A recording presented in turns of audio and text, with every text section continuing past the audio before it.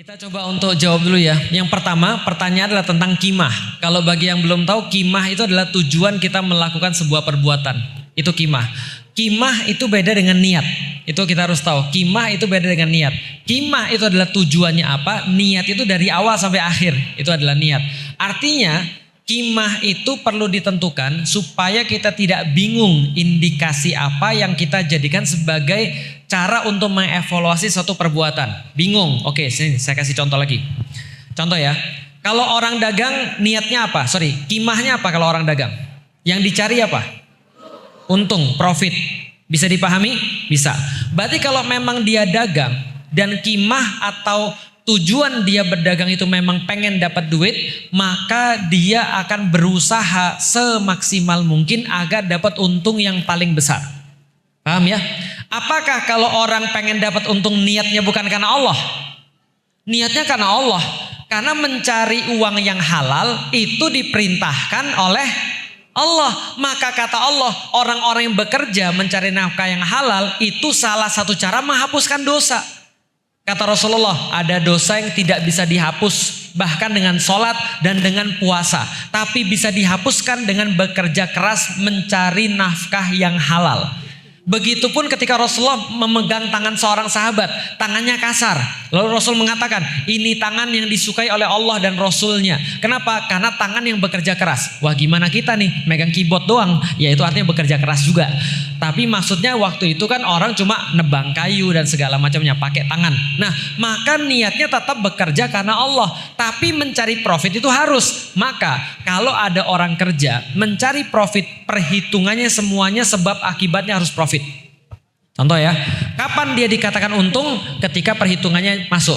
Kapan dia dikatakan rugi? Ketika perhitungannya masuk. Maka itu yang dijadikan sebagai cara evaluasi, bukan lainnya. Contoh ya, contoh, ada orang berdagang, ditanya, gimana bulan ini kita untung atau rugi? Ya, alhamdulillah kita targetnya 10 juta.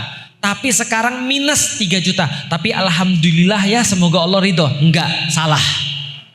Salah.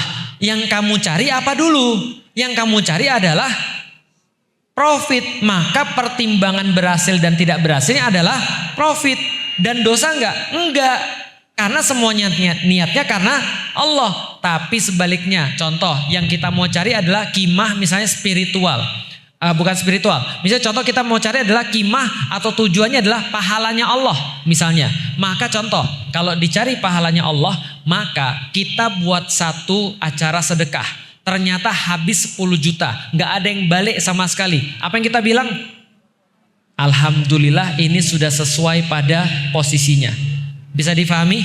Itu adalah qimah. Oke, pertanyaannya kedua yang lebih sulit.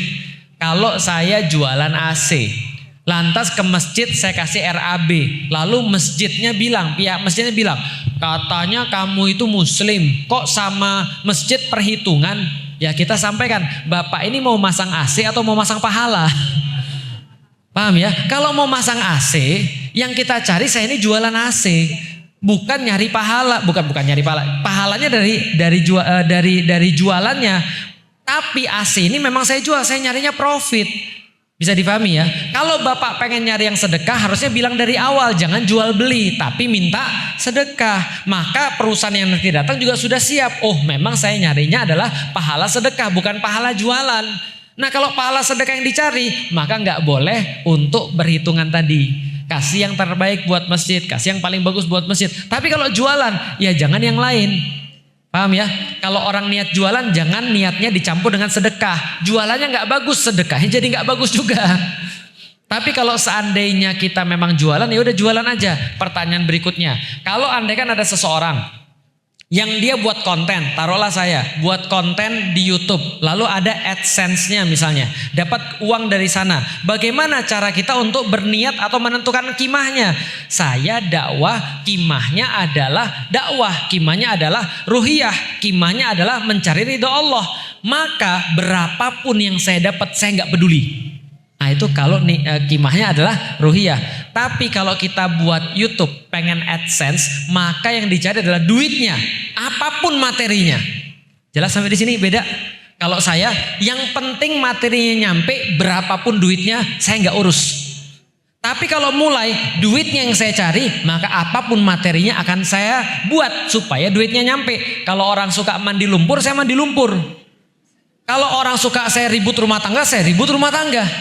Kan sekarang kan yang lagi rame, yang lagi banyak ditonton orang ribut rumah tangga tuh. Maka ditonton orang, jualan sampai ribut rumah tangga, kan gitu. Di TikTok kan banyak sekarang kayak gitu. Kalau yang orang suka adalah materi-materi yang bersifat porno, saya jual yang porno. Yang penting saya dapat duit. Nah jadi tergantung yang kita cari itu apanya. Kalau yang kita cari adalah ridho Allah, maka duit berapapun terserah. Contoh, kalau saya ngisi, kalau saya ngisi, yang saya cari adalah uangnya, maka saya akan cari siapa yang mau bayar saya lebih besar. Betul? Tapi kalau saya cari, yang saya isi, yang saya cari adalah apa yang saya programkan dan perintah Allah, maka saya cari mana yang paling potensi untuk saya isi meskipun itu nggak ada uang. Paham sampai di sini? Oh, yang paling bagus apa? Yang paling bagus kita bikin materi yang dapat juga banyak. Tapi kan itulah pentingnya qimah, karena kita nggak selalu dapat apa yang kita inginkan. Kita nggak selalu bisa dapat uang seperti yang kita mau. Tapi kalau niatnya karena Allah itu pasti nyampe. Bisa dipahami maksudnya? Gampangnya, kalau Anda berbuat sesuatu, Anda harus tentukan tujuannya supaya Anda tahu kapan harus berhenti dan kapan harus berjuang karena indikasinya apa. Gitu ya. Tadi sudah saya contohin. Ada yang lain sih? Oh, tadi yang belakangnya. Apa tadi pertanyaan Mas?